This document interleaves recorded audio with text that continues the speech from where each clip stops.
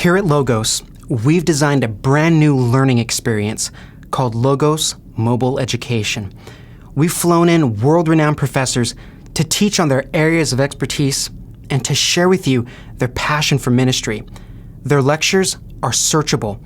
They're linked to your entire library, and for each course, we've crafted a set of training videos to teach you how to use Logos to dig even deeper. And then we've tied it all together with Faith Life so that you can learn in community. Today, you're going to get the first look at Dr. Mark Furtado's course introducing the Old Testament, its structure and story. We designed the courseware to work within Logos Bible software, so if you use Logos, you can use our courseware too. It's made up of two parts, a video resource and a transcript resource. So first, let's take a look at the video resource. And here, I'll just play an excerpt from one of Dr. Furtado's segments so that you can see what it's like, and then I'll talk about how we designed these videos. Most of us, when we were learning in our earlier education how to write essays, for example, were told to vary our vocabulary, because if we don't vary our vocabulary, what we're writing will be boring. Well, Hebrew teachers taught their students the exact opposite. They said, repeat your vocabulary, because if you don't repeat your vocabulary, how will people ever understand the point that you're trying to make? And so looking for repetitive vocabulary is a key to discerning structure in Hebrew narrative and in Hebrew poetry. Just from that excerpt, you can see that the presentation and the content are very focused. Now, here's the transcript. We've had our instructional designers go back through all the transcripts and enhance them so that they work just like a Logos book. Think of the enhanced transcript as the course notes. You can pause the video and go right over to the transcript, select the term Hebrew poetry, and then right-click and select Search Entire Library from the menu. And in less than 2 seconds, you have links to every place in your library where the term Hebrew poetry occurs. In this lecture, Dr. Furtado talked about the structure of the book of Jonah. So our editors searched and linked to this article here on the structure of the book of Jonah. They've even highlighted for you where to begin reading and where to stop reading. If you want to take a course with a group of friends, you can do that too. You can take notes right in the transcript and share those notes with people in your group.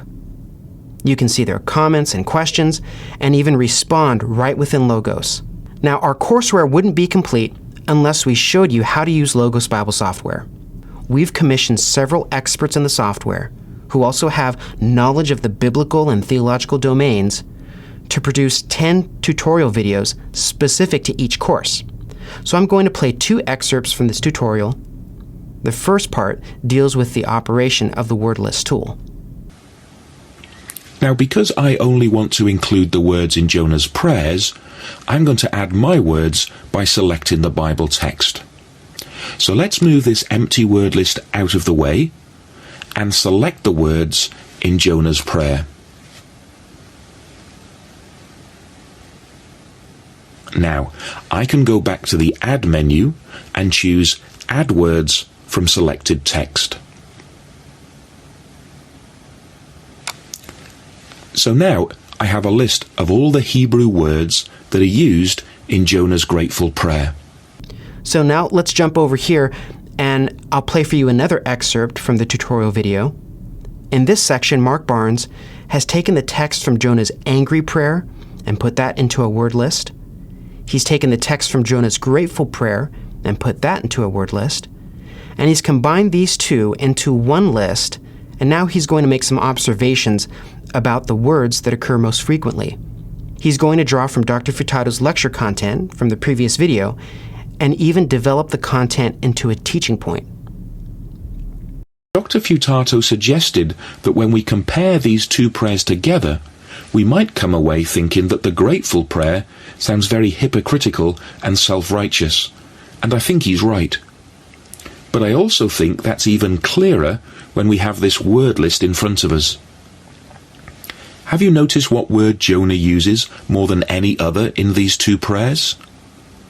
The list is currently sorted by count, which means that right at the top is the word that Jonah uses more than any other.